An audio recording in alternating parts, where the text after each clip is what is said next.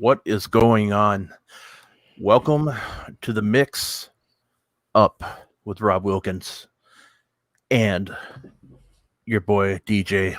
Throwback. I was going to call you DJ. No, that actually was my DJ name at the time. That's how I got the name. I used to play on a called dynamic.ca radio. Or NetWaves radio on internet in college. And what they was like, so what's your name? My buddy's like, you listen to old school rock, old school hip hop. You like mixing it with the new stuff. You're just a regular throwback. Nice. I just noticed my hair popping up back there, so that's going to drive me nuts when I see it. But can we call you Wild today, though, because considering you're wearing a wild shirt? There's only one wild guy that we know. That's Wild Boy. So we can just call me. This is in tribute. It might say hockey, but it's for Wild Boy. How you been? It's been an interesting week, nonetheless. Did you catch my show at any point at some point this week? I'm gonna feel guilty for saying this, but I have not had the chance. It's been crazy for me. There's been some positive reaction to that show because I got sucked in watching that Prince Harry, Meghan Markle shindig, the interview that they did, and I sat back and I was like, wow, there's so many misperceptions about them, and there's so many, things that you could equate to wrestling and life in general. And I've gotten messages from people who are regulars on the show who are like, I get it. There's people that are asking stuff about how it is with their friends and the perception of them being a wrestling fan, or how it's taboo to be a wrestling fan, that people are still to quote somebody that both of us know is a closet wrestling fan, and it shouldn't be that way. It shouldn't be any way, shape, or form to be chastised or persecuted based off of what you like, your beliefs or anything like that. And, the comments on DMs for me personally have kind of hit me back and be like, wow, maybe I struck a nerve on certain things. So like if some things that are like great, like I feel like I need to say are important because my views are different than yours. And perspective, I'm 6 feet 280, around 280, 260.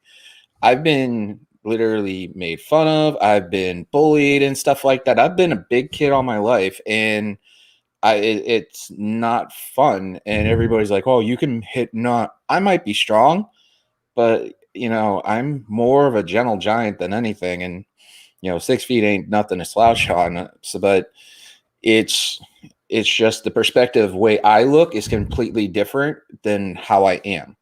So, it's the same thing as a fan of wrestling. What some people are like, a good example, somebody who messaged me stated that they liked New Japan, but somebody else is like hardcore WWE, and they blocked them on Twitter because of the fact that they were hardcore New Japan. But it shouldn't be like that. You should be able to like what you want without being questioned. Yeah, I mean that could be a whole show by itself with how people are, and I've noticed that I've been blocked by AEW, WWE, TN or Impact. Unfortunately I've been blocked. It's one of those things you don't like, but in the grand, I mean, the way I look at it is I block people too. Like if they're really negative, or because I don't need to see that. Like I just don't have any need. I know some people say they don't block anybody, but the thing is, and I get that. That's perfectly fine for them. That's what works for them. But for me, if I don't want to see it, I don't want to see it, because there's a good chance. And I have like a 2-strike rule. Like if they do it once, it's fine. Like, or depending on what it is, but if it happens multiple times, I might give you a chance down the road, but not often. But let's go ahead and kick off the show. We're gonna start with last week I went with entertainment. The week before that I went with sports. I think last week went better, so I'm gonna go with the entertainment stuff first. So coming up on March 18th, which is Thursday, it's been talked about quite a bit. It's the Justice League Uncut film. that's been people have been wanting it for it seems like years and years. Even though the movie's not that old, um, but yeah, just yeah, it's one of those things that I've been waiting for it. Did you ever see Justice League? I saw the first one, and that was a load of crap. Yeah, I'm Like, I hoping thought it this was one's great halfway through, like the whole stuff about Gal Gadot, Wonder Woman, and Bruce and stuff, and the banter between that. But other than that, it felt like it was all chopped and screwed up, and it didn't feel like it was made the way it's supposed to, like a good movie. I would have rather sat. I mean, how long was Endgame? Endgame was like 3.5 hours, right? no, I think it was under 3, like right, or maybe it was like right at 3, but no, it was maybe right around that, but yeah, or I don't think it was 3.5, but maybe you could Let me look it look up that and up see. because now I'm But curious. I'll look on IMDb, but still, I would if I sat through 3.5 hours of Endgame, I would sat 4 hours watching that the Snyder cut if it was the original cut. yeah, so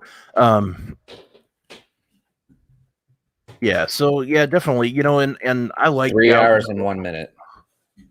So we were close. yeah, I thought it was like right around 300. So, yeah, as far as like that answer in chat, like if we have time, which we should, because I don't have that much to talk about. So if you just talking about Aaron, I'll definitely let you on once I get through a couple of things. So it shouldn't take too long, if you want to chill out. But and I appreciate you wanting to be on the show. But I have to go over something that I really don't want. Can I Somebody just to be say on. this? Let's just say this much. This can I just give a little tease on that? No, I prefer not to. Okay. Yeah, Well, I I mean, just I don't. wanted to ask. Yeah, no, that's fine. The thing is just in case I say something stupid, I don't mind if you're on the screen. I don't want somebody else that has nothing to do with it on the screen when I like if I say something stupid. Well, You that's know, why you're my friend, and that's why you love me, yeah, because I can yeah. tolerate being Because I beaten don't up mind for that. I don't mind if I throw you under the bus.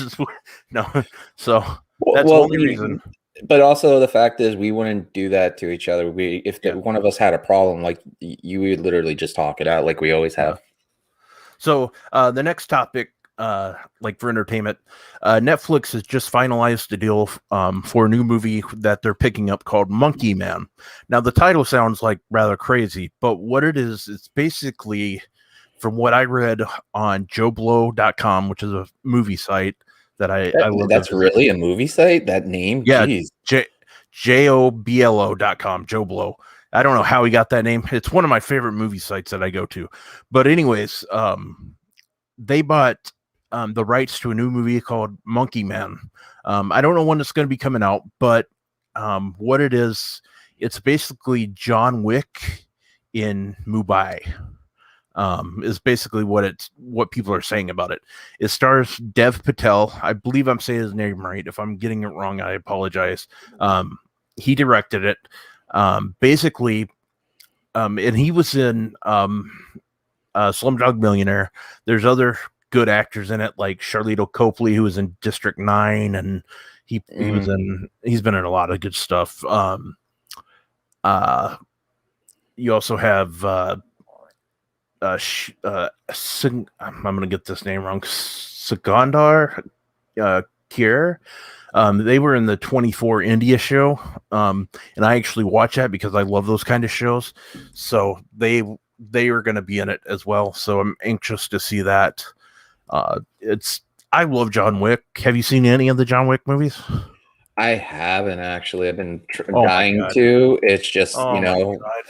you know Okay, how my schedule is. that's going to be a mission, like for you. That's going to Yeah. be like my mission for you to at least watch. Yeah, actually, I'm going to have you watch all 3 sometime. Well, we're in a pandemic. I mean, we'll have all the time. Well, if we go, it's getting better so far, knock on wood, but we'll see. So like that's all I really have for entertainment. I know Coming to America came out about a week ago, Coming to America too. It did pretty good, like review wise for fans. Like it seems like fans liked it. Like critics, not so much. But when it comes to critics, I really don't care what they have to say. I mean, I like them if I'm on the fence about seeing a movie. But if it's like something I want to see, well, let me rephrase that. If it's something I want to see, I don't really go and see what the critics have to say until after I see it. But if it's something that I'm kind of on the fence, I'll listen or I'll look at Rotten Tomatoes and see what the consensus is. Yeah, easy for me to say. But like usually I go with it. But I'm anxious to. I did watch it, but I'm anxious to see. I liked Coming to America too, so I think I'll like their new like Tom Clancy movie that I talked about, Without Remorse. I think I'll like that a lot too. So I'm pretty pumped up for that. As far as what I'm watching, I honestly just started it today, and it's an older show. It's called Quantico. It was on ABC. Yeah. It's about It, like FBI it's recruits. Yeah, it's based off of Quantico. Mostly that's outside of Virginia. Yeah. It's an interesting concept too. But yeah, Yeah. it has what is it? One of the Jonas Brothers' wives in it. I don't know her. I can't say her name, but she was also in the Baywatch movie with the Rock. And yeah, she's a great actress, I think. Or I mean, from what I've seen, I like her. So yeah, it's going pretty good. I've watched like 4 or 5 episodes. I enjoy it. I'm all caught up on TV for right now. So if anybody can recommend something on Netflix for me or Amazon Prime, let me know. Have you seen The Witcher? The Witcher with It has Henry Cavill. Yeah. Okay. Yep. I watch that. Yeah. The Crown's really good. They're actually filming 5 and 6 seasons, and Cool. the other thing also, Sex Education has that's a good Gillian Anderson, which is great. Yeah, I love that show. I've actually finished some of the Sword Art Online stuff. There is a documentary on Hulu that I'm interested in watching. The premise of the documentary is, and it's called Kids 90s. Soleil Moonfry, who is Punky Brewster, she recorded everything they did with the camcorder from when she was 13 all the way till she was like 19. So it has like Mark Paul Goslin in it. It has all these really great actors. Brian Austin is in there. Freaking dude from I know too. Yeah. So they're all in this documentary talking about their lives growing up and how they lost so many friends and stuff. So it's a different perspective of it.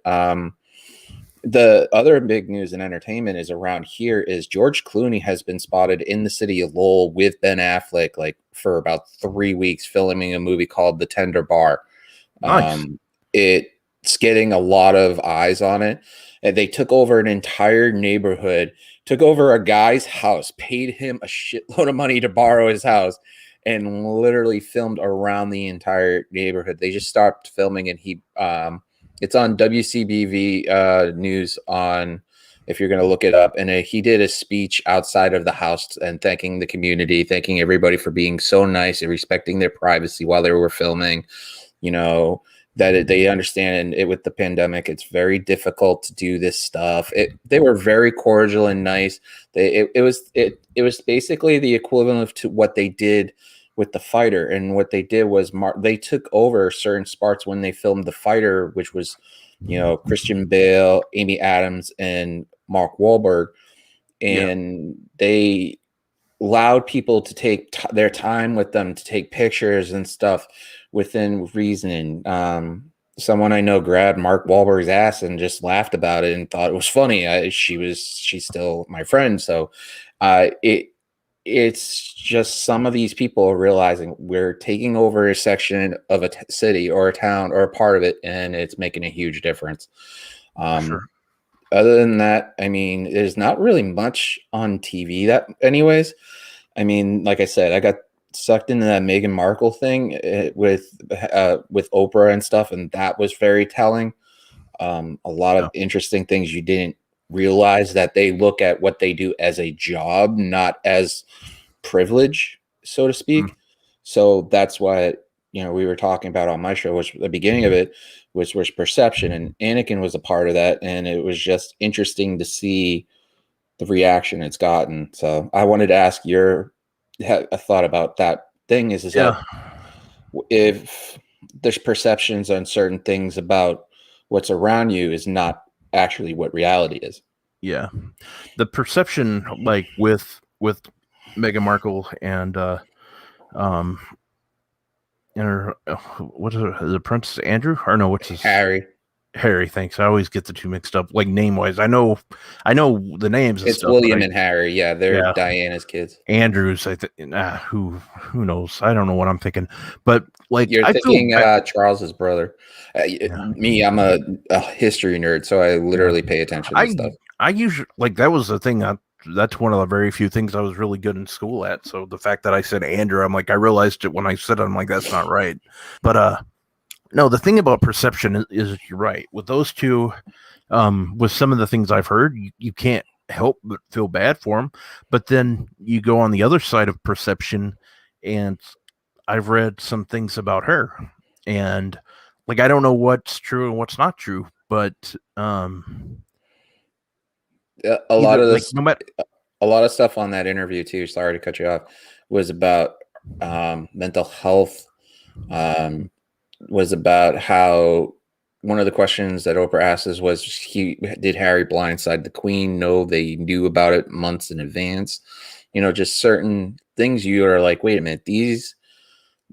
You always think when you think monarchy and royalty that they're all on the same page. It's a family, and it's really not. It's an institution, and it's just sad that a family is taken over and considered into an institution.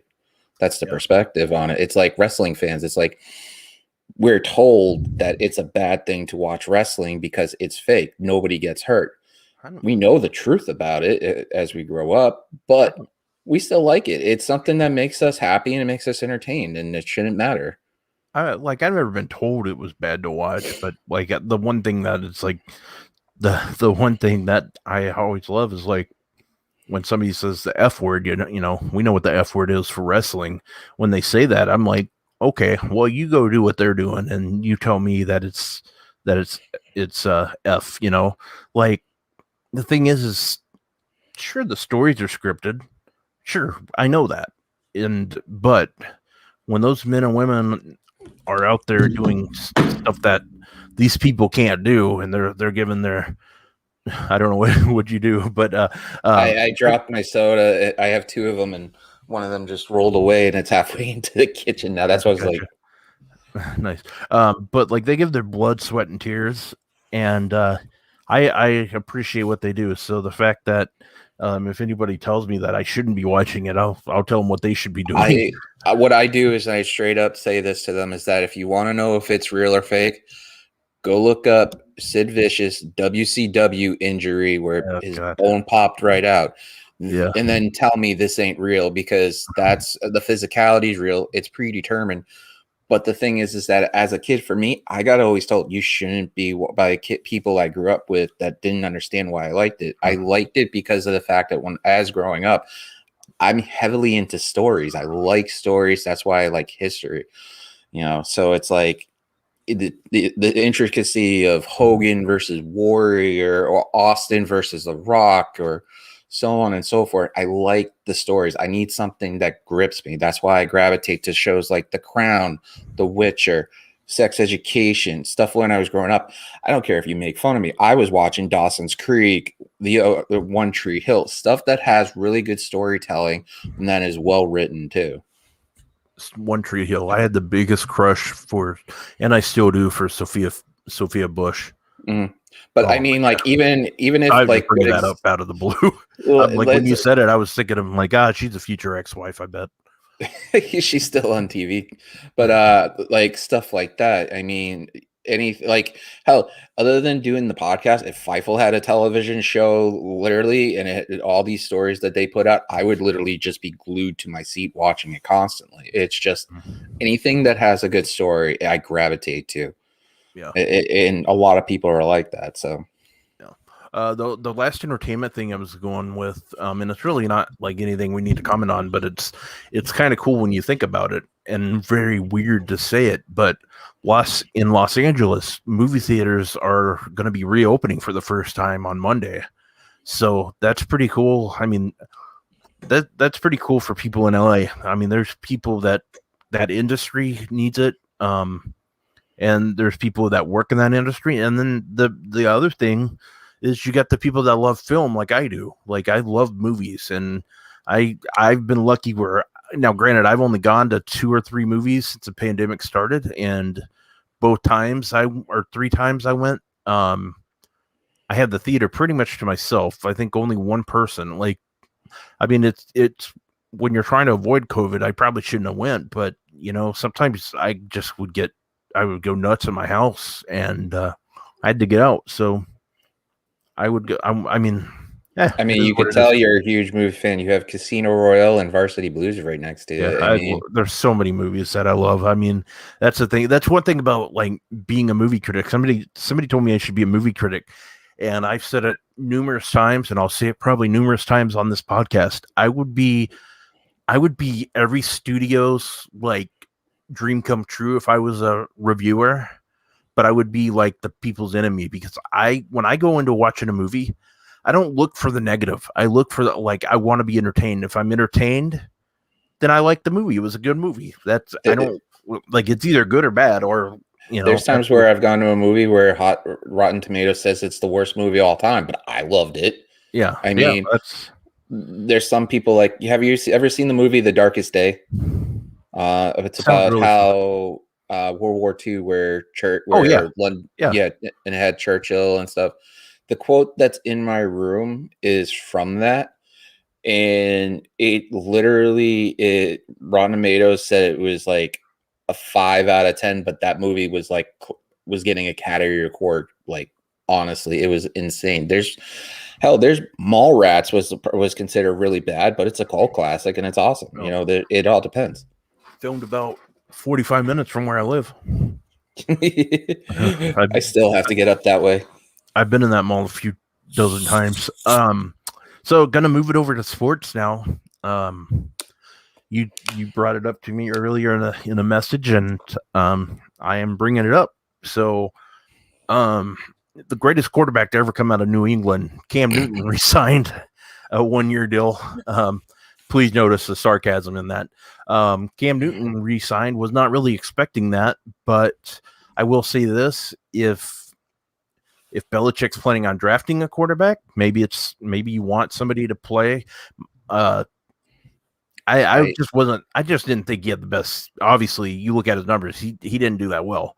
But you're a Patriots fan. I'm going to give you a minute to sound off on it. Let me know what you think. It's a stepping stone. I think they're still going after Garoppolo. I think that there's after the Trent Brown trade that they did to strengthen the O-line on there, I seriously believe that they're going to set this up for Garoppolo to come back to New England and just literally do something great. There's even rumors about having that free agent wide receiver that's from Pittsburgh. I can't remember his name. Juju Smith-Schuster? Yeah. Talking about that, they're highly into having him there. And also all the COVID holdouts are all coming back, and they're still working on that last year's contract. Sure. So, which is the interesting part, because they just added a year onto their contracts. And I wouldn't be surprised if they do get Schuster. You have Newton. They get, if Sony Michel gets a really good season, because he is coming up on his end of his rookie deal, magic could happen. I mean, they did win the Super Bowl with Tom Brady and having Akil Smith, which is at that point was not really that great of a running back. That was towards the tail end of his career. It was really bad. He wasn't any Corey Dillon or anything. But I mean, it's just, you could have something special there. And especially there's one person on that team still that people tend to forget, and that's Edelman. And Edelman will probably benefit on it. Now, having a running quarterback, I don't think that's Belichick's strong suit. I really think that having Garoppolo would be great if they kept him and they swallowed the cap hit originally before the whole thing of trading him to San Francisco. It would have probably made the whole thing with Brady going to Tampa Bay after the last Super Bowl they went to and won a lot easier to swallow, considering you had your future quarterback right there and you literally traded him away before and his backup away before they could do anything. And now they're going after the person they traded away to the 49ers, who are trying to unload Garoppolo. And I couldn't think of anything better than having Garoppolo behind Belichick and actually doing what they wanted to originally. It makes more sense than anything. Yeah, and you said Akil Smith, but he was a quarterback, so I think you're thinking of somebody else. The Smith, there was a Smith on the 01 Patriots. Yeah, I'm trying to remember. I don't know. But he was the running back for them, and he literally didn't light it up. He wasn't like Corey Dillon, and they both of those players played for the Bengals, the running back and Dillon. So it's like I'm connecting both of them. But I mean, they've never had like a lights out running back. I mean, the year they won the Super Bowl with overtime, Sony Michel was the running back, and that was his rookie year, and he was lights out. And then the last 2 seasons, he hasn't been. So I mean. Gotcha. Yeah, Antoine. Yeah, that's right, Aaron. Yeah, Antoine. Okay. So that's that for NFL. NBA is just really a comment for me. Joel Embiid had a knee injury and he's expected to be out 2 weeks. The 76ers are very, very lucky that it was not like a ACL or an MCL tear or anything like that. Anything that could happen in the leg, so that's good for them. I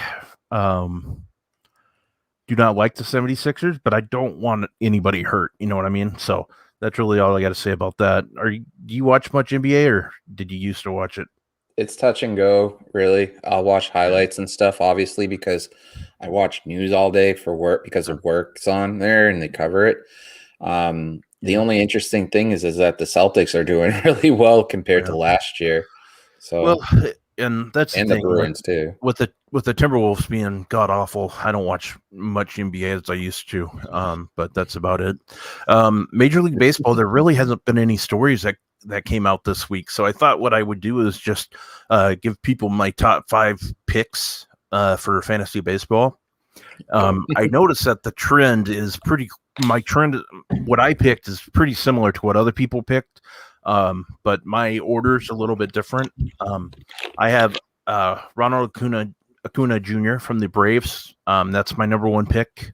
Mookie Betts from the Dodgers is my second pick.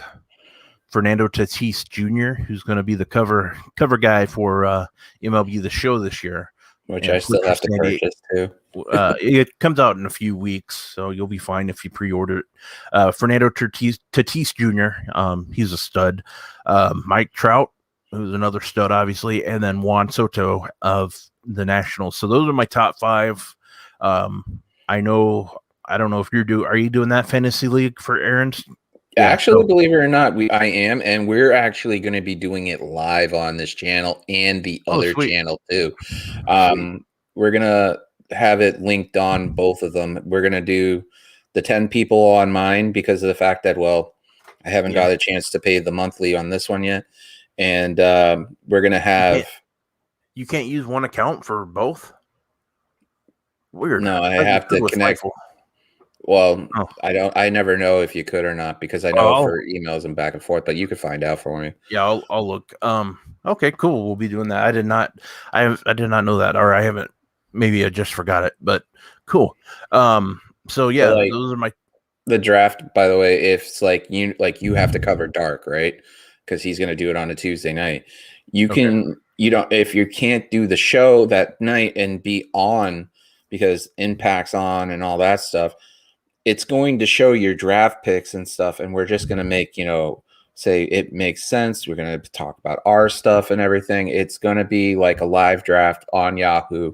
We'll have the Yahoo on there as a part of the share screen. And then we're going to have it basically shown everything. I'm running my other laptop too, so I can watch everything at the same time too. So sure, cool. Okay, well, my last story, and this is a little bit of a homer pick because of my shirt, Minnesota Wild, but Kirill Kaprizov, whatever people call him. I've heard different names for him. It's Kaprizov is what they say it is in Minnesota. But he had his first hat trick last night in a 4-0 win against the Arizona Coyotes. Or Coyotes. I think I don't even remember. It's Coyotes, yeah. Yeah, I thanks. Coyotes. Like, all of a sudden, I was like, it's not the Coyotes. But anyways, they got their they won 4-0 yesterday. He's running away. He's going to be the rookie of the year if everything keeps going the way it is. One thing that I absolutely hate is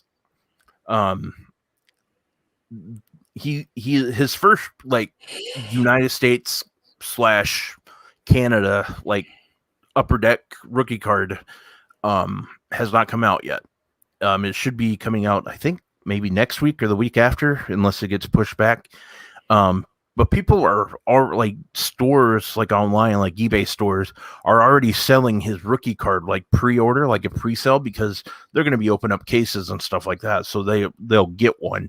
But his card is already selling for over $200, and that pisses me off because I want 2 of them. So that's going to be fun. It's the equivalent for you getting after that card like me when I was younger and I wanted Cam Neely's card with the picture of the old garden and stuff like that behind him and stuff. Yeah, it's just insane. Or for some people, Ted Williams cards back in the day, if you could get one, or Mickey Mantle. Yeah. So gonna move on to wrestling. As far as like video games, I don't have anything like this week. So moving on to wrestling. I'm gonna save the best for last. So just so you know what I'm talking about. That I told you earlier. So the first thing, and I saw it today on Fightful, but WWE is going to be celebrating the Texas Rattlesnake all week long because 3/16 is coming, March 16th. So March 16th, I think, is Tuesday. It's Thursday, yeah, that should be Tuesday. So I'll be watching Dark. Yay. But anyways, they announced that they're having WWE Week on Peacock. So on Tuesday, what they're going to be doing is they're going to have like basically WWE superstars and legends are going to talk about their first impressions of Stone Cold. I know the Undertaker will be part of it. Ric Flair, Booker T, and some other ones are going to show like some of his unforgettable moments. So that's going to be cool. The next night, so they're not doing another show until Friday. That's going to be the birth of a stunner. Basically, they're going to go over the famous finisher of his. Basically, from what I've gathered, is they like Sean Ross Sapp's making a finisher so much that they're doing the birth of a stunner. See, I didn't see that, so that's cool for them. So yeah, that's about the Microsoft comment. I didn't see that, but I haven't. I didn't pay attention to that yet either. I haven't seen that yet, so sorry. You got that Birth of a Nation or Birth of a Nation. That's a hell of a movie. Birth of a Stunner coming on Friday. Best of WWE. Best of Stone Cold is on March 20th. This will actually be on the free version of the WWE Network. They're gonna show like his iconic battles against Bret Hart, The Rock, and The Undertaker in the collection. And then on Sunday, March 21st, is the debut of Broken Skull Sessions Randy Orton.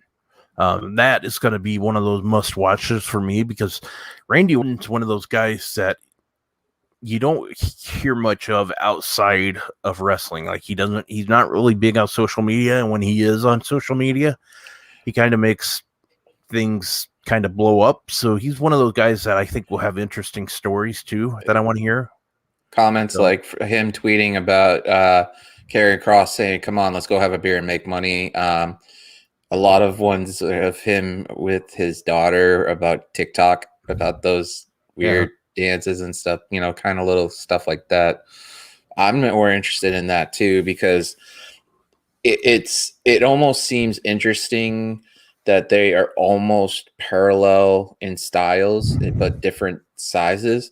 That's it's an interesting to see how Orton would look at it differently, because if you look at it, him as the legend killer, that's the only person he has never touched to punt or anything like that. The other thing is, you said, is that the making a stunner, that did, and you said making a nation, that kind of did make a nation. I mean, if you think about it logically and thoroughly, is that Austin, right place, right time, and it changed the complexity of the entire country, because it was mostly people watching WCW, and then Austin and Vince, and then it went right up from there. So I mean, that changed everything. Yeah. For any teenager then who was going through all this stuff going in the late 90s and stuff, that literally changed your entire world at that point. Yeah. Yep, for sure. So my next story, this one was, for the most part, the most popular topic of the week until Friday. That was the... I'm going to do exactly what you did, because I wanted to quit this. It went before you. I'm going to do the same thing you did. You just sat back, relaxed, and just let go. So have fun. Okay. So on Sunday, AEW had their pay-per-view Revolution, and the pay-per-view was outstanding. And then we get to the last 45 seconds or so, 45 seconds of the show, and let's just say the explosion was not much of an explosion. Basically, what I would, if somebody did not see it, and chances are, if you're watching this show, there's about 100% chance that you did see it. Like us, at least saw a clip of it. So, the first thing I'm going to say is, shit happens. You know, I feel bad from the standpoint that so many people paid money for this, and it sucks that the stories that came out is they said it worked, like during like run throughs, like it worked fine, it looked great, and then it just all of a sudden this one didn't work. That happens. You know, I have a buddy that does like the major fireworks for like the cities. He goes and does like the ones that go like way up in the air and stuff like that. He says that happens, like with pyrotechnics and stuff like that. Crap happens sometimes.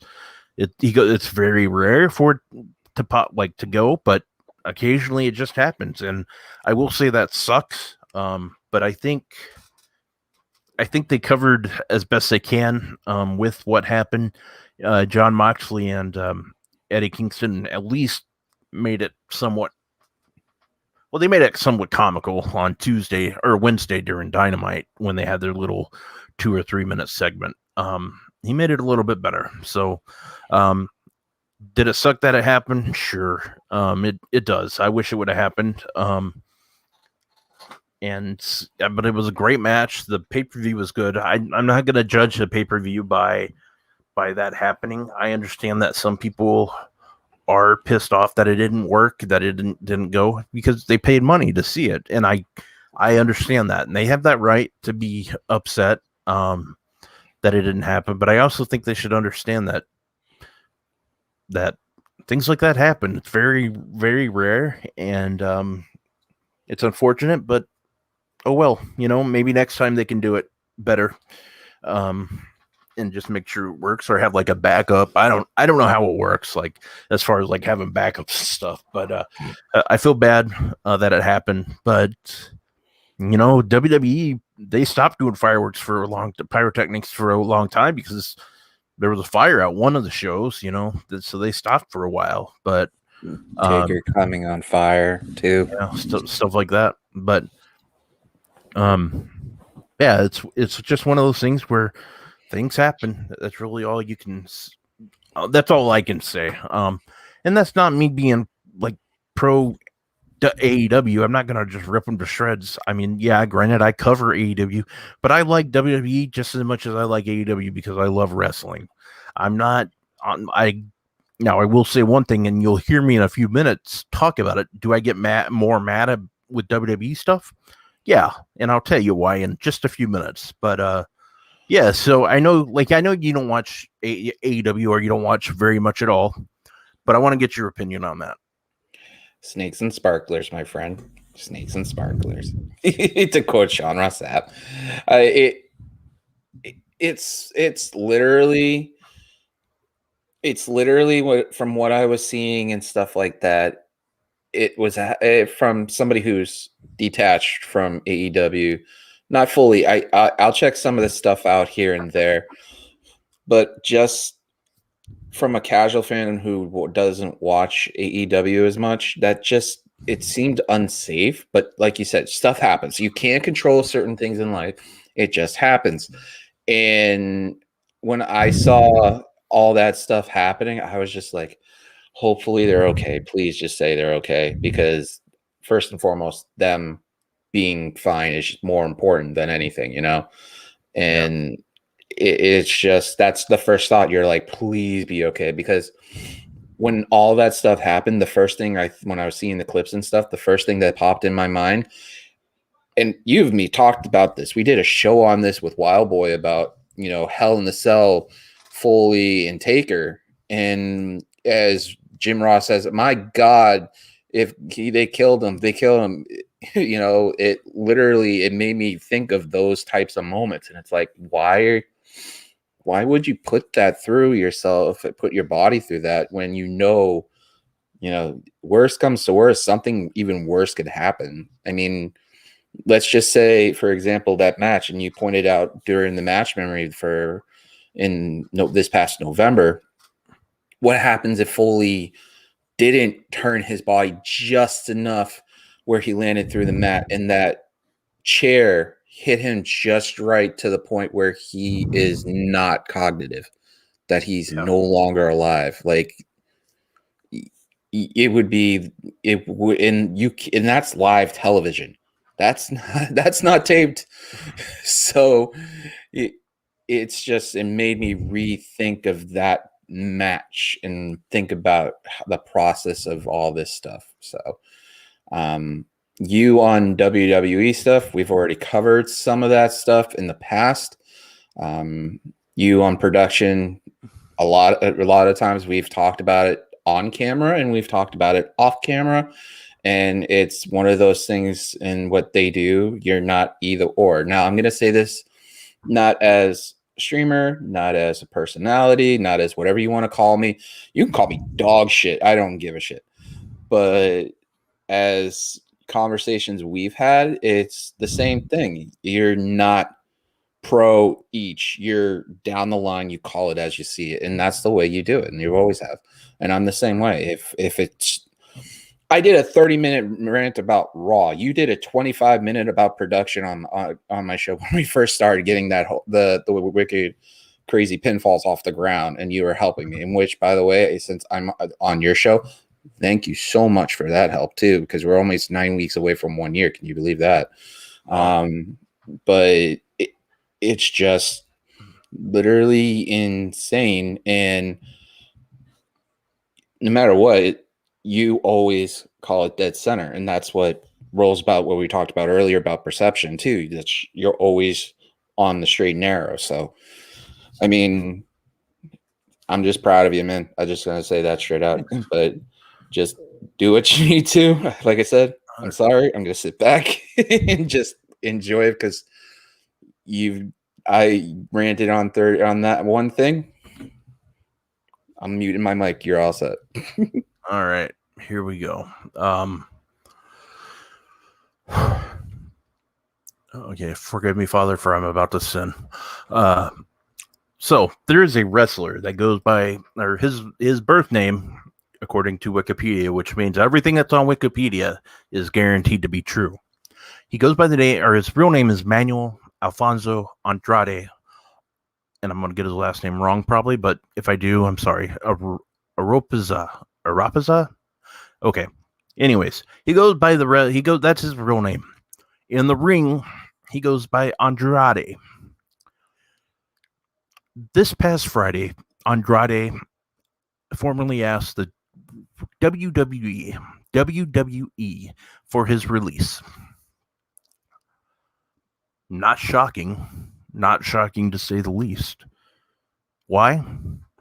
Well, chances are, if you're watching this show, you know why. He doesn't get used.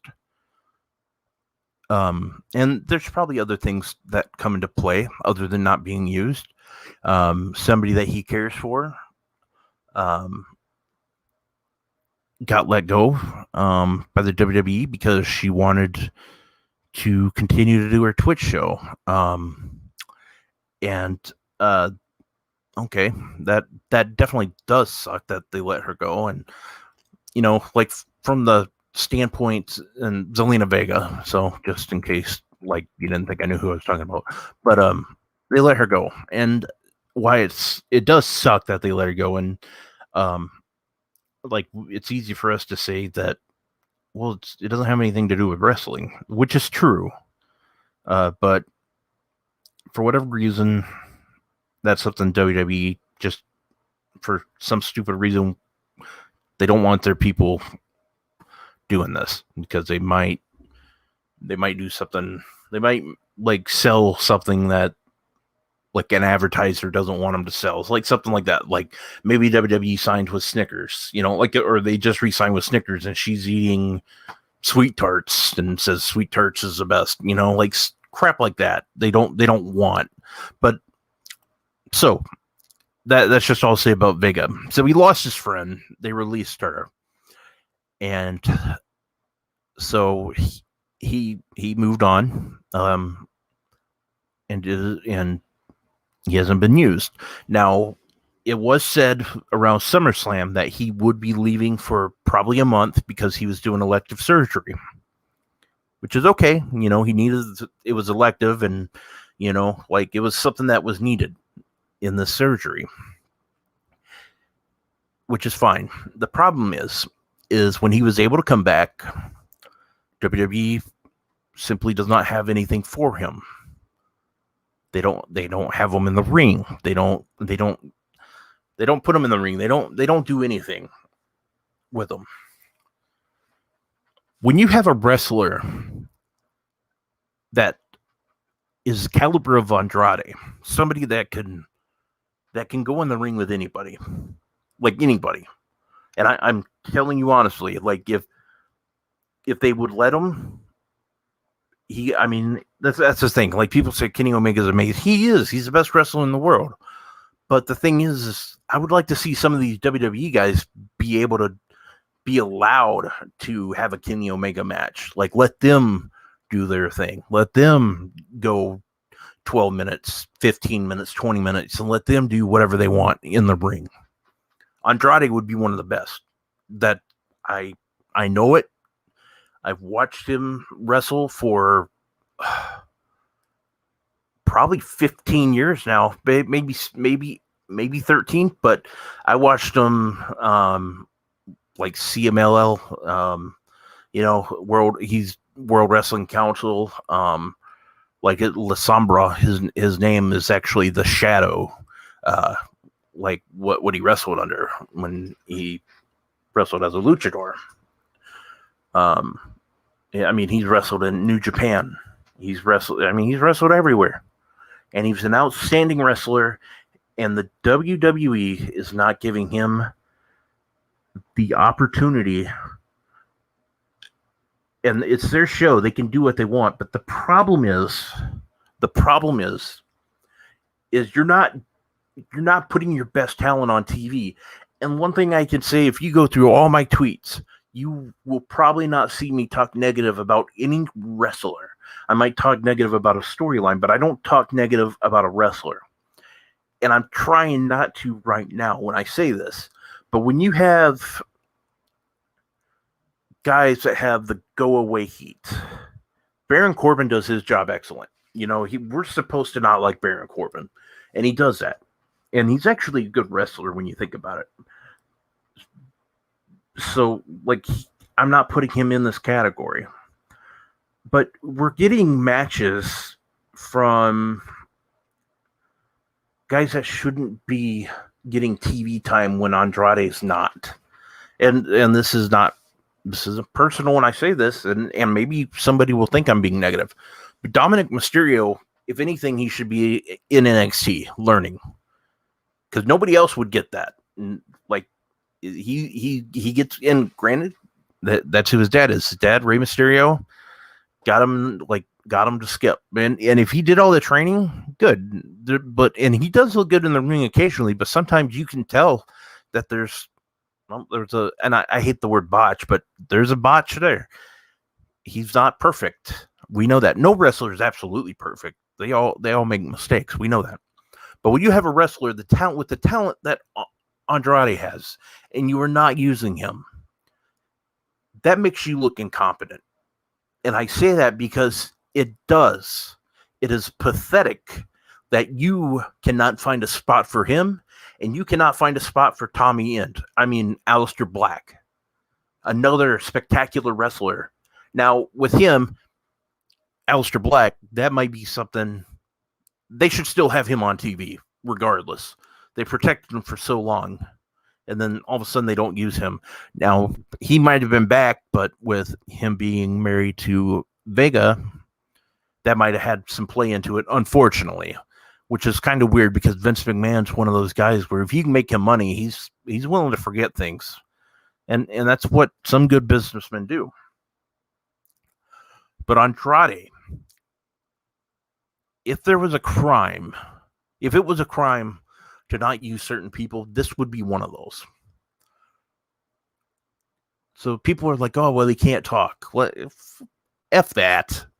You don't, he doesn't need to. Let him do his thing in the ring. Psychosis used to not talk.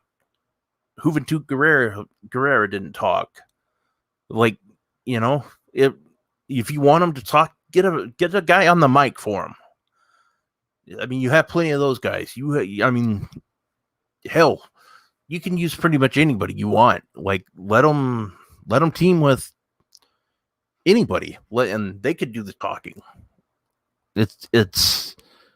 And he's been working on his English for a while. Sean even said this about when he attended the SummerSlam media thing 2 years ago, or 2019, was that Andrade talked to the press when he didn't have to, and he did that because he was wanting to work on his English. If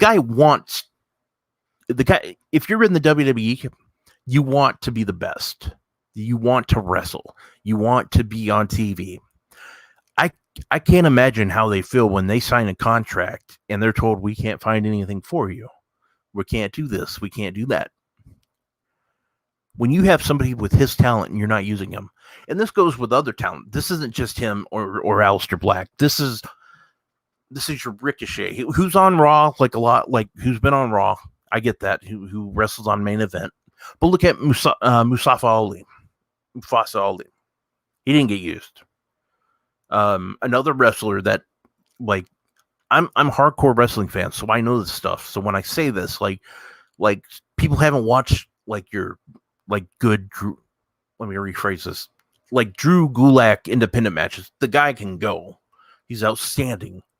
Chad Gable is another wrestler that they won't let us see what they can do. And I find that just absolutely crazy. I don't get it. I don't get the mindset behind it. You want the best product that you can put on TV. And that is what's so messed up about this, is that it doesn't seem to matter. And I get that. Vince McMahon, 75-year-old man who thinks he's putting on the best show for his customers. He's not. We know that. You know that. Everybody knows that. It's his product. He owns it. He can do what he wants. Sure. But the problem is he's going to lose. He's going to constantly lose viewers. I don't understand when you're a manager, if you're a manager at your auto shop, when you're a manager, and I've been a manager before, when you're a manager, so if you're an owner, manager in management, the one thing you want to do, a good manager makes the people around him better. That's a good manager. That's what I was always taught. If you can make the people around you, the people that report to you, better, you're doing your job. You're doing a good job at that. You're doing what you should be. So that's what I don't understand about the WWE. Is there a lot of politicking involved? Sure, I get that. But it doesn't make sense from the standpoint where you are not putting your best product out there. You are not using your Chad Gable the way you should be. Look, I know Chad Gable and Otis are like really good friends. They're actually probably, I think they might be best friends actually. And I get that. If Chad Gable likes what he's doing, cool. But when you have, like, they had guys like FTR. When you have guys like that and you don't use them, why? Why don't you use them to their potential?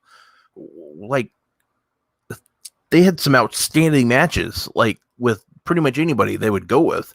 The New Day, the Usos, anybody they wrestled. They loved wrestling. That's why they're so happy now in AEW. They get to wrestle. They didn't get to do that in WWE. Or when they did, it was at house shows. Well, guess what? We don't do house shows anymore, and there's a reason why. I get that. They want to wrestle. They want to be. If you would let them do their thing, it would be so much better. And the fact that Andrade, somebody that had one of the best matches in NXT, I mean, I had this match in my top 2, was Andrade versus Johnny Gargano from, I think, New Orleans, or was it Dallas? I'm sorry. Either way, outstanding match, one of the best matches I've ever seen. And you don't use the guy. I don't understand. I just don't get it. Charlotte Flair, a girlfriend, maybe fiance, I can't remember, even pitched a storyline for him to be involved with her. Now, Charlotte Flair is not going to throw out something that's hokey or something that's just dumb as hell. She's not going to do that. She's Charlotte Flair. She's not going to throw like something dumb out there. We're not going to get the storyline that we're getting right now with Bianca Belair and Sasha Banks. We're not going to get that. The WWE, I don't know what the hell they're doing with that angle. They're making that look god-awful. And I think, hear me out when I say this, I'm not a conspiracy theorist here by any means, but I'm kind of wondering if they're making this so awful that's why they don't have to do it. They don't have to make it the main event of night 1 or night 2. I think they're doing this crap on purpose because there's no other excuse for this to happen. Bianca Belair should not be getting pinned. Sasha Banks should not be getting pinned. If anything, it should be disqualifications. But it just goes to the mindset of Vince McMahon. Because nothing is approved without Vince's say-so. Like, as far as, like, Raw, if he doesn't like it, it's not going to happen. Raw, SmackDown. Like, Triple H, if he's working one of those shows, he can't just say, well, hell with what Vince thinks. This is what's going to happen. Vince has the final say. We know that. It's been like that for pretty much ever. So we get just garbage. And Sean, like Ross Sapp made a good point last night. Otis teamed up with Gable, and it was a eight-man match, 8-man tag. His 2 partners, Dolph Ziggler and Robert Roode. It's like the whole Mandy Rose thing just didn't happen. Vince treats the fans like they're idiots. And that's unfortunate. Because that's one thing I'll never understand. Why you would not put your best product out there. You have a wrestler like Andrade that you're not using. You're just not using him. You don't want him to go to the competition because he'll make you look bad. Duh, because he's that damn good. Let him wrestle. Otherwise, let him go. Because you're making yourself look like a freaking idiot by keeping him. Because it's just absolutely crazy that you do this. And the fact that you don't let these guys wrestle more. What is the point? There's people that say that they don't ever want to make another superstar like they did for John Cena. They don't want people to be bigger than the name. They don't want The Rock to be bigger than the name WWE. They want WWE first. They want to be the major name on the marquee. That's what people say. No, that's so stupid. Why would you if John Cena is going to bring you more money, you do it. You go with his name. Your goal in business is to make stars. You call them superstars for F's sakes.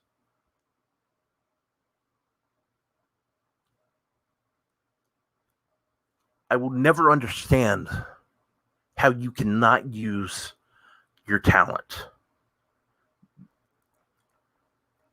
I mean, I know people get pissed off when somebody loses, like a lot of people got mad about Rhea Ripley losing to Charlotte Flair last year. I get that. And then they didn't use her for a couple of maybe a month or two, not too long ago. And that's I just don't get it. Why do you not put them on TV? Bianca Belair. What they did with her, not putting her in a match or letting her wrestle for almost 4 to 6 months. I don't even know how long it was. That should have been a criminal. That's criminal. From a standpoint of wrestling, you know what I mean? I'm not saying put the cuffs on them, but you have a wrestler like Bianca Belair, somebody that's that damn good, and you're not using them. What is the point of not using your people that you signed to contracts? The goal is to put on the best product. Now, because Vince is a billionaire and he owns the product, he can do what he wants. I get that. And it sucks that he gets to do that.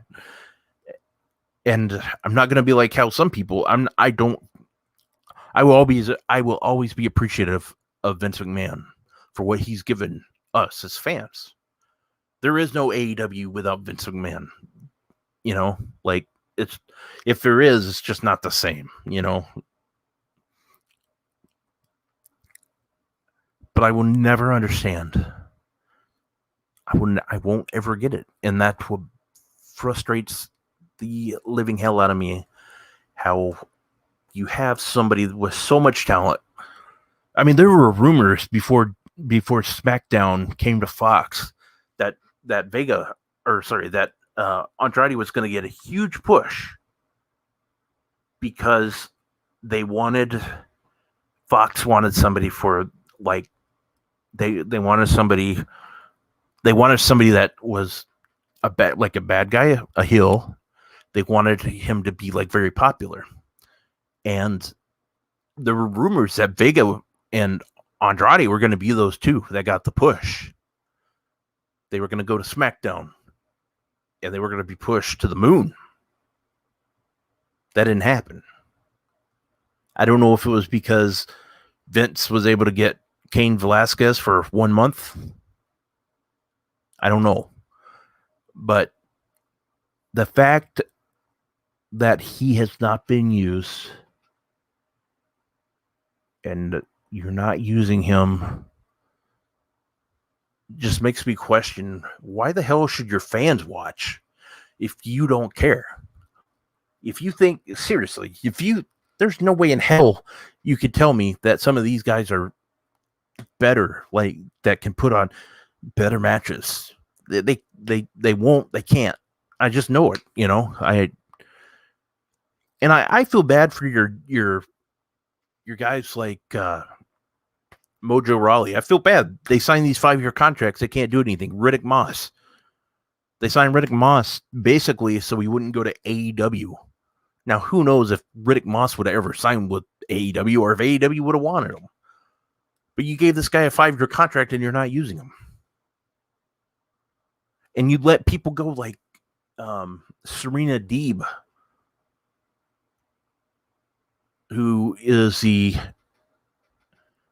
NWA champion, who's been wrestling on AEW, who's been outstanding, and you let her go so you can give us Nia Jax talking about her hole.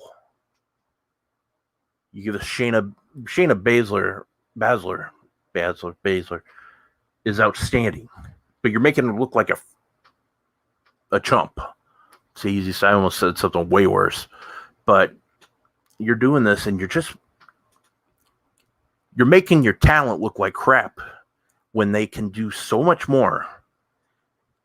And you're making the fans, like, granted, the internet wrestling community shouldn't play a big part. And I get that.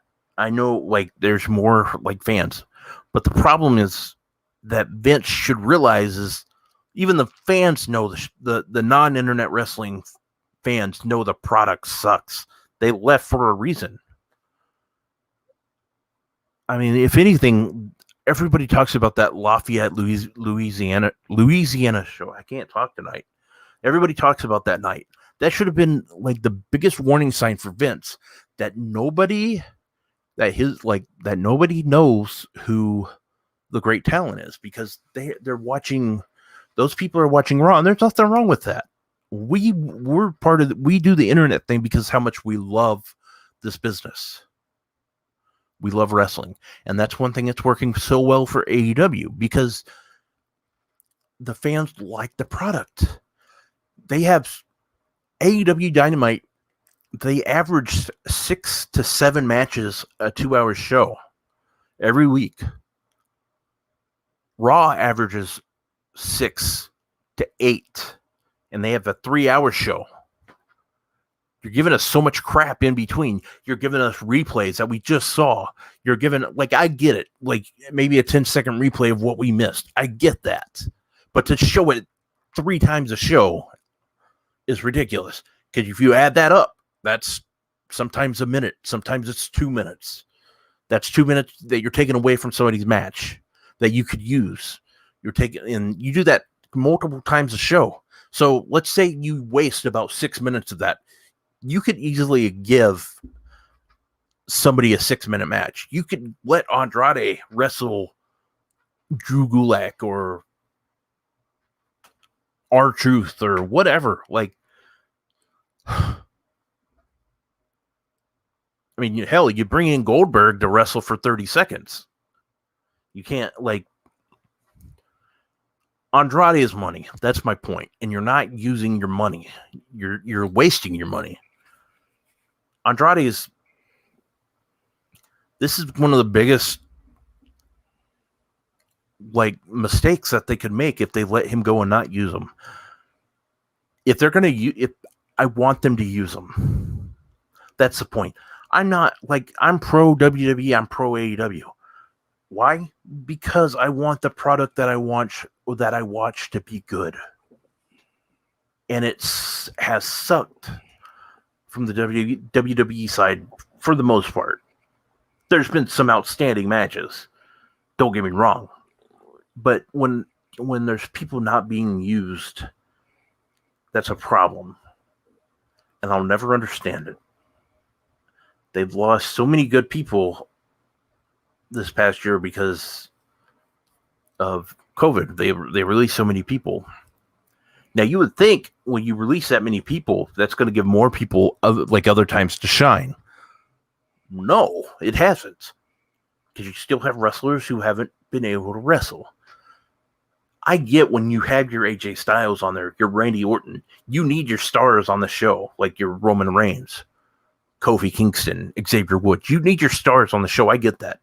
But when crap doesn't work, it doesn't work. and quit feeding it to us. And you just got to make things like I'm going to lose it some more, but all I'm saying is just make the product better. Use your people. Use Andrade. He can make your product better.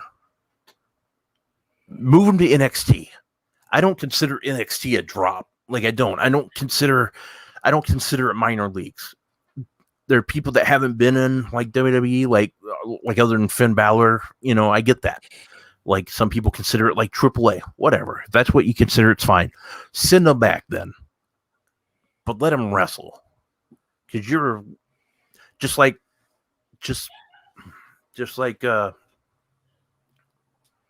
Hideo. It's Itami. I can't say his name, but basically Kenta. I should have just said Kenta to begin with. A guy like Kenta, you didn't use. Now, granted, Kenta got hurt a few times.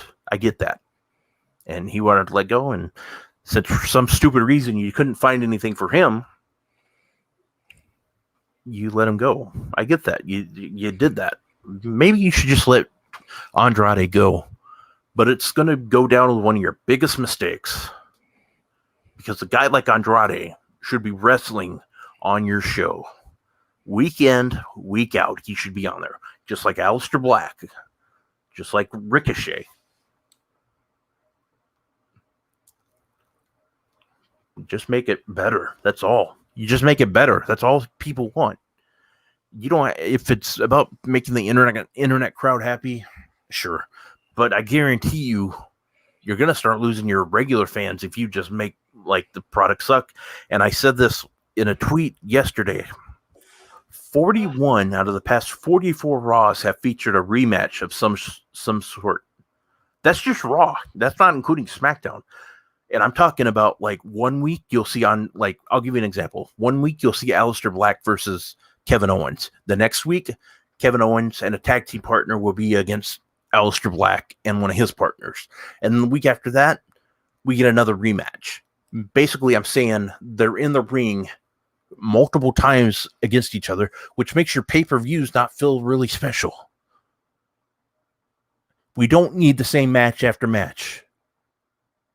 Kenny Omega has not been in the same ring more than twice or 2 times in like 2 weeks, basically against the same competitor. He hasn't been in there 3 times in a row. Jon Moxley hasn't been in there 3 weeks in a row against the same person. They change it up. They give us different people to watch. We don't have to see if AJ Styles is having a feud with Randy Orton. We don't need AJ and Randy in a tag team match like this week and the week after. And then next week they're in a singles match. Make it special. Let them set up their thing, but don't let them fight each other. Like you can make them do a run-in or whatever. But you're making your product suck by doing this. And I've already gone on, I think 15 minutes, and the show's only supposed to be an hour. So hell with it. It's frustrating because I love this. I love this show so much. And I say show. I love wrestling. I love it. And when I see crap like this, it's kind of taking the love away from it. And granted, it's still real to me. Damn it. I was just gonna sit back and relax, and I'm just saying, just keep going. If you want to say how you feel, say how you feel.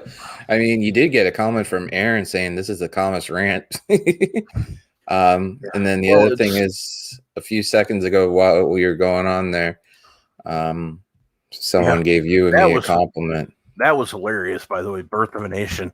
I don't know. I had to cover that movie for a book report back in high school, and that movie, son of a bitch, man, racist. A name you didn't say too throughout that was Deonna Purrazzo, and she's now working. That's the one that stands out. I actually had like her next. I had to go, and I was literally saying I haven't even got to the ladies yet. You're Deonna Purrazzo. You have Chelsea Green, who's I think been able to go like since her I think it was a wrist injury. You haven't used her. You mean to, God love her, she's a great person. You mean to tell me I need to watch Natalya every week. I love her. Don't get me wrong. I think she's great.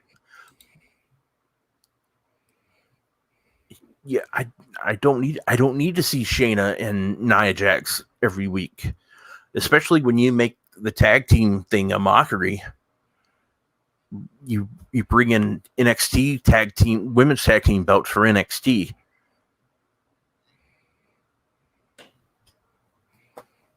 Shayna and Nia don't need those damn belts.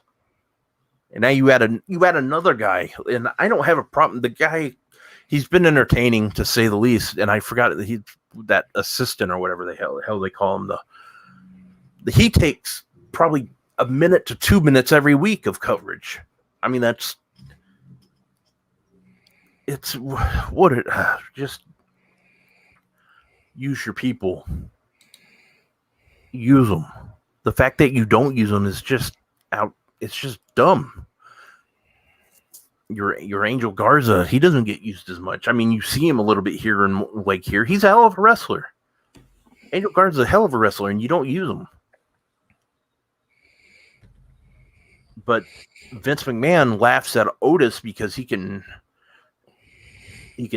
shake his belly or whatever, do the worm. Hell, tell Andrade to go out there and do the worm. He'll do it. Just get him in a freaking match. That's all it takes.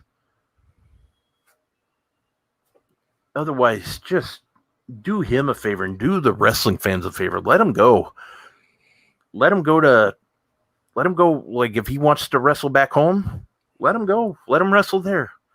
That was part of the thing when they let Kenta go. Like, they made sure he wasn't going to go wrestle in AEW. Like, do that. Sign him. Like he can still do he can wrestle so and so. He can wrestle there as long as he doesn't wrestle under the AEW logo or brand until his contract's up. Something like that.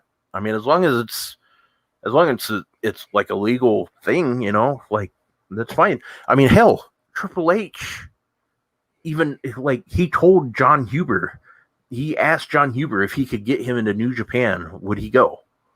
I mean, Triple H tried to get John Huber into New Japan. I mean, and that's another guy that didn't get used to his potential. And it's a shame. It's a damn shame. And the thing, too, that is they give up too quickly on things. Fans were loving the Mandy Rose Otis stuff. They were eating it up. And you got rid of it. Why? I mean, for the most part, I think fans were eating up just based off the trends that I was reading, like seeing on Twitter. People were loving it, and you just go away from it because you don't like it.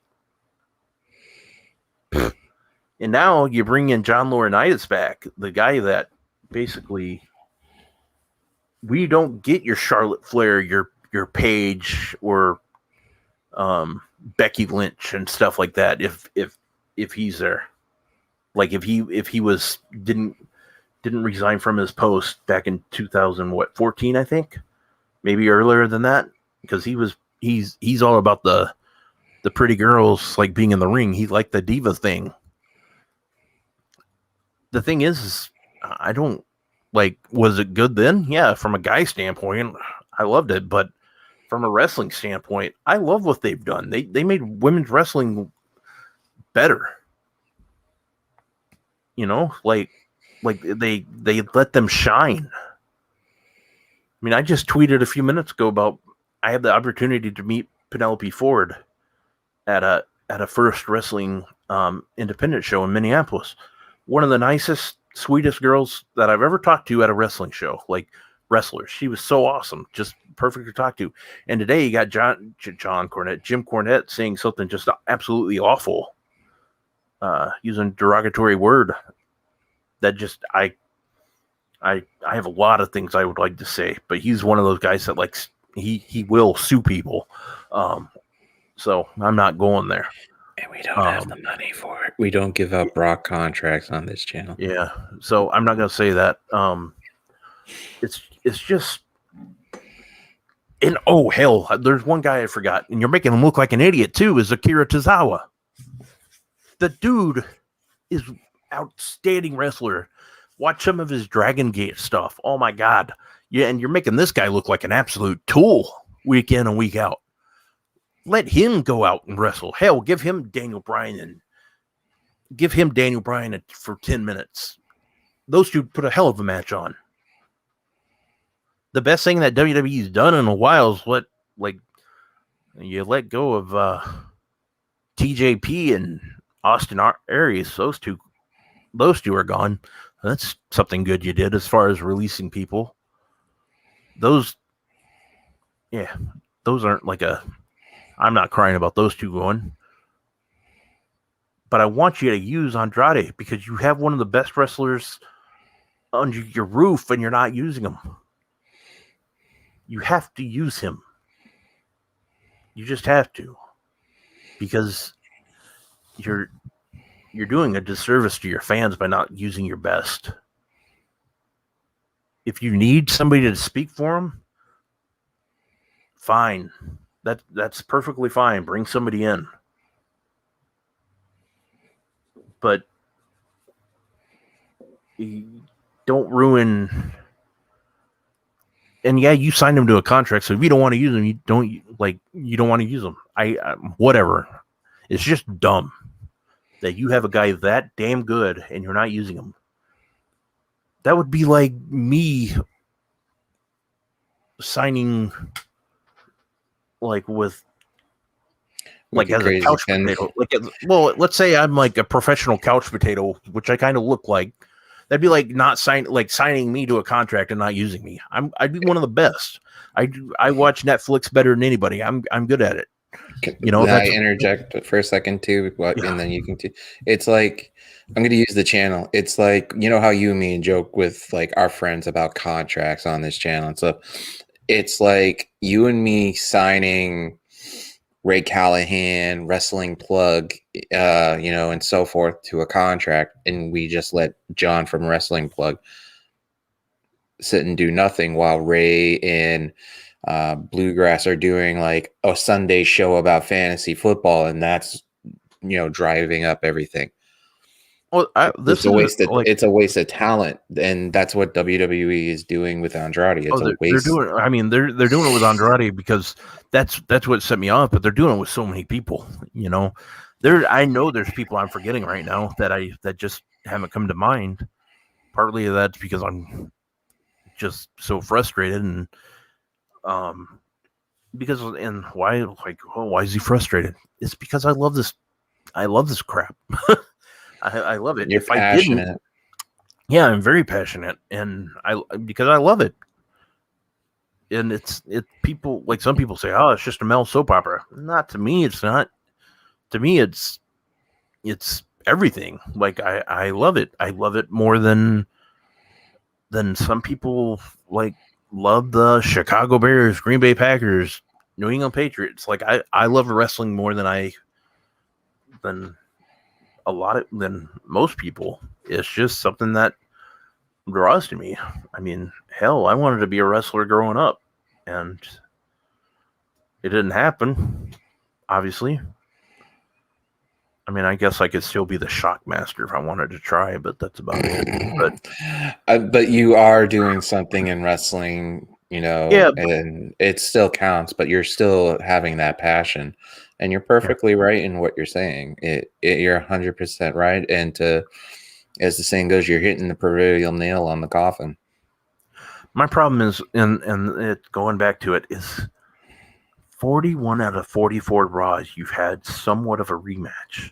And guess what? 2 of those Raws out of the 2 that did not have rematches, it was basically a singles match where the other person wrestled their partner. So technically it almost felt like 43 out of 44 because that other wrestler was out by the ring. So they're watching their tag team partner wrestle. I mean, it's pretty much a rematch because the way WWE is, they have to have the cheap finish. So that wrestler is going to cause a disqualification of some sort. So, I mean, for the most part, it was I mean, it's technically 41 out of 44 Raws, but it felt more like 43. I mean, I went through Raws yesterday. That's all I did yesterday because I knew I was going to be doing the show, and I wanted to have to see for great myself. information. Yeah, I think that. Sorry, I know I'm trying. You want to go off. I'm just trying to also put it in a different perspective too. Not pro for this. Everything you're saying is 100% correct.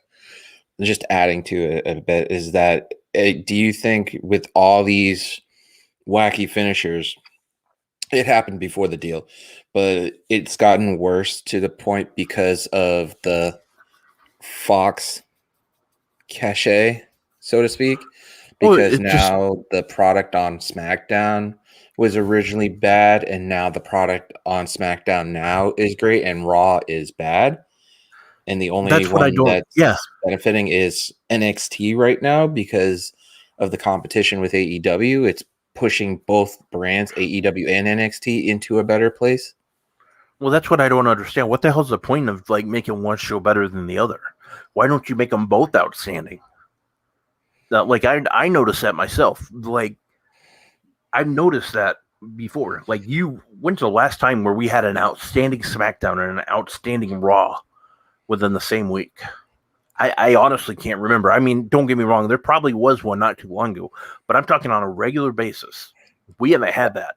We haven't had that knockdown home run week where both of them, and we haven't had a really good, strong go home show for Raw because we have the pay-per-view next week, and a not really good go home, and we have a stellar go home show for SmackDown. It used to be the other way, and you and me have talked about this ad nauseum just between you and me in conversations, and it's ridiculous. It's redundant, and you shouldn't put your quote unquote flagship show in jeopardy because that, as much as NBC Universal has your rights for your streaming right now because of that damn Peacock deal, when it's time for that TV deal to come up, they might say, well, you're not doing too great right now.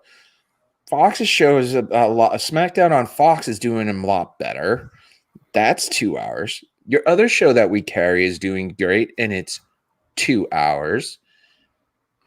We're considering opening the opportunity of maybe bringing in your other show for an hour, as not as a weekly show, as a once in a while show. Maybe it's time to chop that hour. And Vince, he's not going to do it, but maybe that's the right way. Yeah, I mean, I don't know. Something's got to give. Hell, maybe they should do something like AEW Dark. I don't know. But I mean, I could go on, but I might as well call it on this because I pretty much got everything out of the way. It's just, and yeah, I could have gone.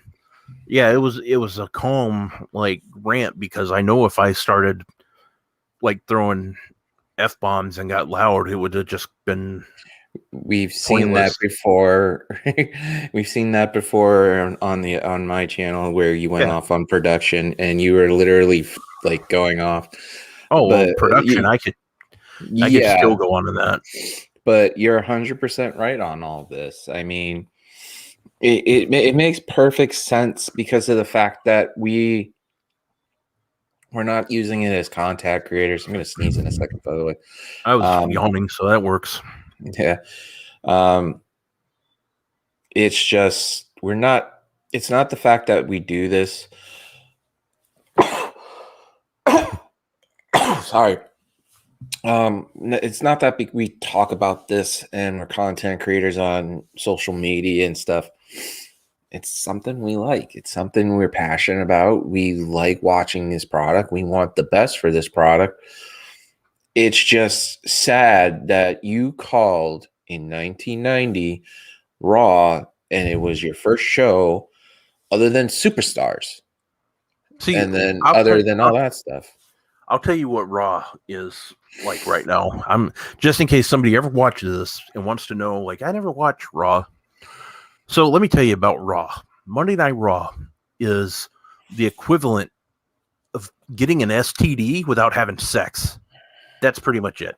That's how the show is. You get an STD, but you never got to have sex. It absolutely sucks. That's where we're at right now. Could they change it? Yeah, they could, but they're not.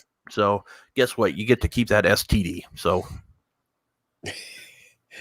I don't know how to follow up that. Yeah, but yeah, I'm that's gonna my try. point. It's like an STD right now. But Yeah, it itches. but but I mean, I think.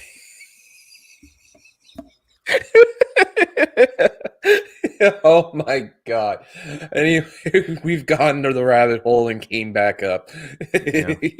That probably wasn't the best way to go into it, but it just But still, this is you and me. Why not? We've done worse. That's kind of like we've said worse, we've done worse. I mean, not now the first time on this channel, but on the other one, oh yeah, we've done a lot and said worse. Well, if you think about it, I mean, STDs suck to have, but I mean, when you get them, at least you're having fun getting them, right? 2 hours. We've done 2 hours of a draft for a WWE and with NXT in the center. Oh, here's a better example. You know, the firework issue or the death match issue.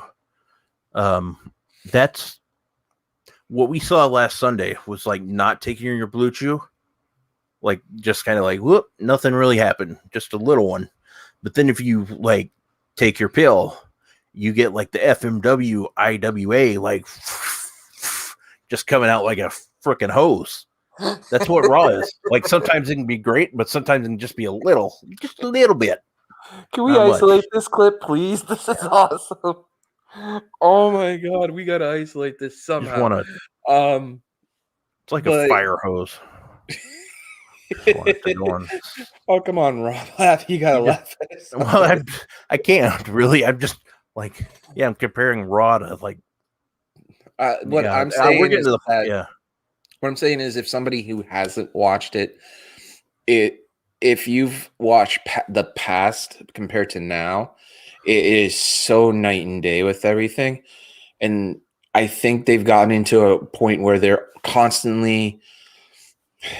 I'm going to use myself as a part of this because this is what I've been gone through for the last few years. And I'm going to bring my personal life into this, if that's okay with you. Yeah, that's fine. So I've been rebuilding my life and it's getting destroyed. Rebuilding my life, getting destroyed since 2017. So it's like literally a loop. My ex-wife told me she didn't want to be with me and stuff.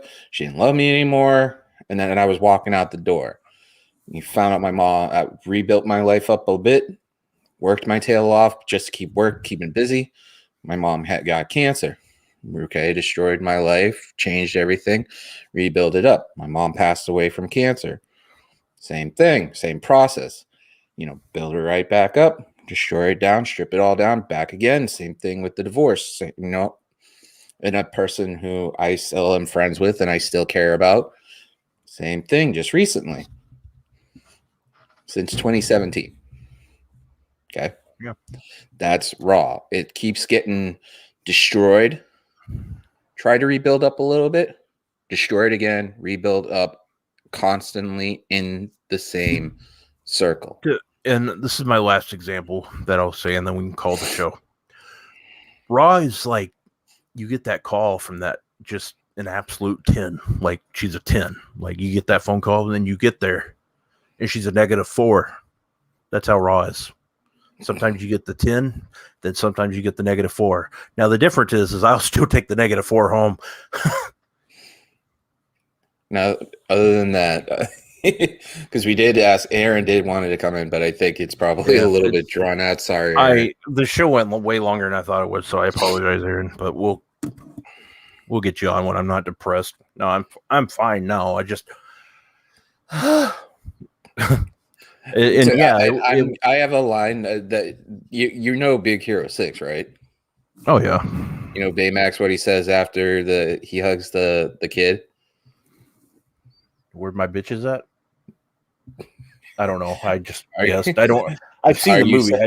like the whole thing. Are you satisfied with your care? Are you happy now, Rob? Are you feeling a lot better? I'll feel better when I know, like, I mean, granted, I should have said this, but WWE did deny his release so far, but who knows? I mean, I mean, Andrade probably didn't need that Blue Chew with that picture that Fightful posted about him being in the Caribbean with Charlotte on his lap. Yeah, I mean, that was on Facebook. So yeah, I don't know this. And if I said something wrong, like today, like when I was giving stats, let me know. I mean, I might have said names wrong or something. Just leave a comment because that wasn't my intention. I just went with what I could remember, and I know the stat was right because I went through it twice. The 41 out of 44 Raws. And me saying what I just said, it was just because I saw somebody post a picture in the Fightful forum earlier today. So I mean, you being a mod on that, on the Facebook stuff, you could check if I was right or not. Other than that, guys, we just love doing this. We love talking to you guys. We love talking about everything that we think is important to, and seeing what you think. I mean, that's the best part about this community. We feed each other off of each other, Yeah. So, but if you want me to wrap my stuff up and then you can close out, we got a big show coming up. 9 more weeks, Rob. Can you believe it's been almost a year? And wow. you mean in like less than actually sorry for yawning. about a week and a half, it will be a year you and me being friends too. So you, me, right around there, and then Warren. The anniversary of me being on Warren's show will be next month, and obviously with everything, me, you, and Sean and all that stuff been close too. But the actual show, it's been like almost a year. It's insane to think we have a new channel opening to give other people the opportunity, and that show is going to be 1 year old. And that's just crazy. And we will literally be hitting 2 weeks prior 50 episodes. So hopefully I can pry you off of dark for that show, because that would be awesome. But that's a wish. This week we got the crew back together again. Yes, the show has its own faction. I don't know how it happened. It did, with Ray and Anakin leading the charge. They want to talk about a few things, so I'm just going to sit back and just talk about what I think and what's going on and just add to it like I usually do, which is great. The podcast is getting back up recording again. Going to have Drew Nicholas on this week coming up. Should be great. Other than that, hit like and subscribe on this channel. We got 11 subscriptions, going hopefully more. The road to 100, so we could change the URL on here would be great. Support Rob in this show. He works his ass off on this. And just like, we want to make the best for this channel for you guys. It's your channel. It's not our channel.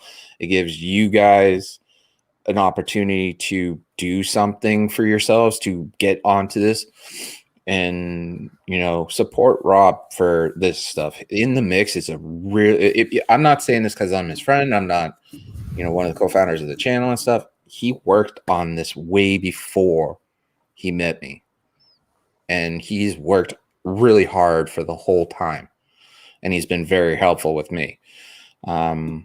It's just all this stuff's coming up. The 1 year is in 9 weeks.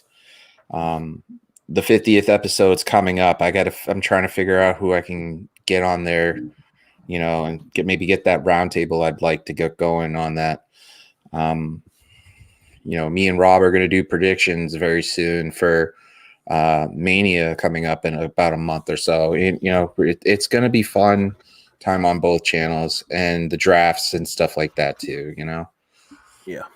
But I want to say thank you, my friend, for letting me come back on for the first couple of weeks. And is this the official launch, not the pilot anymore? I think so. We'll see until I have to delete the damn thing. I don't know. For now it's the official. I'll go ahead and But like I said, it's been an honor, dude, to be on these 3 shows with you. And I think you might have found a better time slot on a Saturday too, because it seems like it's more free flowing. Unfortunately, I don't know if I can make Saturdays. Saturdays work usually, so. But I'll go ahead and end the show. I just want to say thank you for everybody that tuned in or anybody that watches it later. Like I said, I went off. I don't know. I didn't like. I was calm about the Andrade thing, but it's because I was passionate. If you're here, you love wrestling more than likely, and that was the thing. I just want to say thank you for checking it out. Right now, the next week's show should be on Friday. Yesterday, I had internet issues for the first time in forever, so I wasn't mad at that part. I was mad that I couldn't do my show at a regular time, so that was frustrating. But I do appreciate you coming in, checking the show out. If you have any feedback, leave a comment. As long as it's positive feedback, no, anything, something that you want to say. And then next week, I'm gonna try to get Aaron on here. So I do apologize, Aaron, for not getting you on. I didn't anticipate my Andrade thing going longer than it did. But it did.